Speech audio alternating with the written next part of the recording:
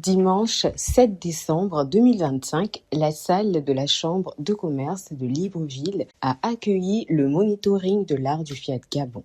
La cérémonie a été ouverte par le maître de cérémonie, le coach Marcel Lawson.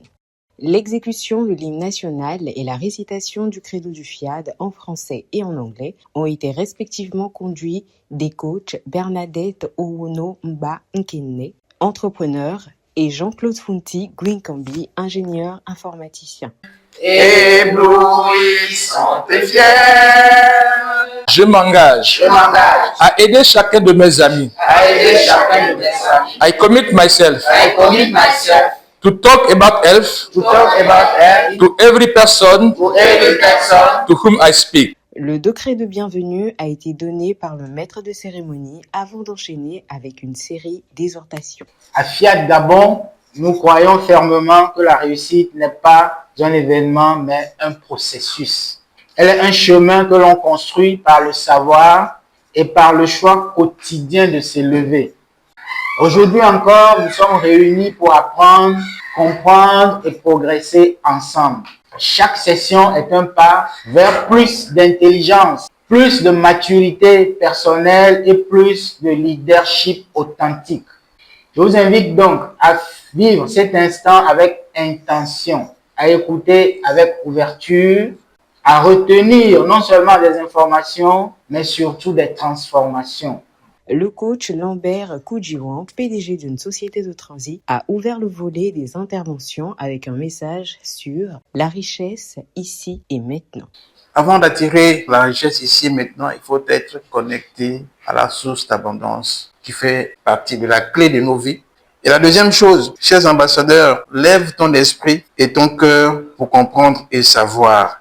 Si on ne prend pas conscience pour un départ de quelque chose, on ne peut pas y arriver. Si on laisse en sommeil nos projets qui nous secouent entre-temps et qu'on ne s'abandonne pas à la source d'abondance, on ne peut pas arriver. Ainsi, je vous encourage en ce jour à être attaché et prendre conscience et lever les yeux vers Dieu, notre source d'abondance. Ensuite, le coach Sandra Amélie-Gisto, opératrice économique, a développé le thème « Dieu n'a oublié personne ». Il y a des saisons où tu regardes les autres et tu as l'impression que leurs portes s'ouvrent plus que les tiennes. Et tu te demandes où est Dieu. Pourquoi il m'a laissé derrière? En fait, c'est juste une impression.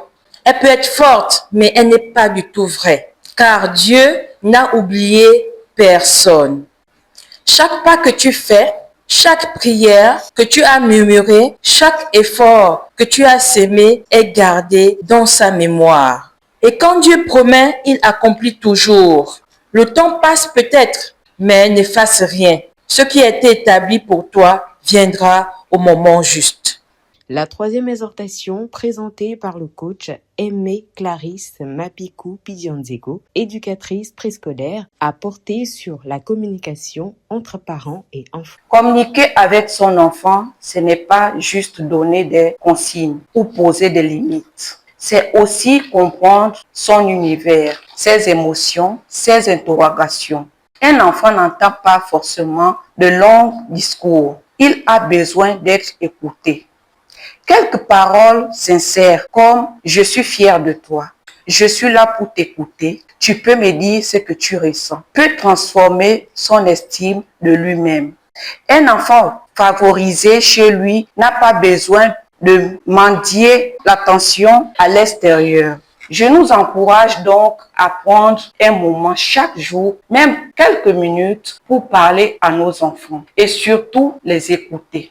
Un temps de showtime a permis de créer une ambiance détendue avant la quatrième exhortation animée par le coach Marcel Lawson sur la nourriture et la santé. lumière et inspiration, certifié, encadré, bâtir avec passion. L'humain au centre toujours dans nos actions. Chers amis de la GAI, nous n'avons pas seulement une vie à vivre, nous avons une mission à accomplir. Et pour accomplir cette mission, il faut un corps capable de porter cette vision.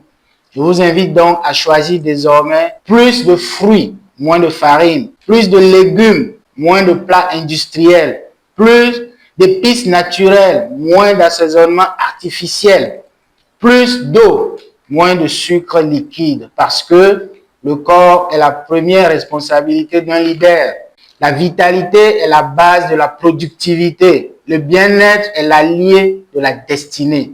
Celui qui nourrit bien son corps 3 fois par jour et de façon équilibrée nourrit aussi son esprit. Et celui qui nourrit son esprit construit son avenir. Prenons soin de ce temple parce que notre mission a besoin d'un corps en pleine santé.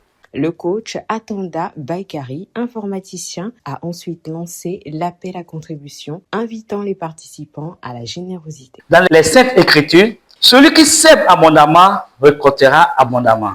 Ce que vous dépensez dans le sentier d'Allah, il vous rendra au centuple. Chers ambassadeurs du développement, notre mission ne saurait s'arrêter au discours. Elle doit se traduire par des actions concrètes et porteuses d'impact durable.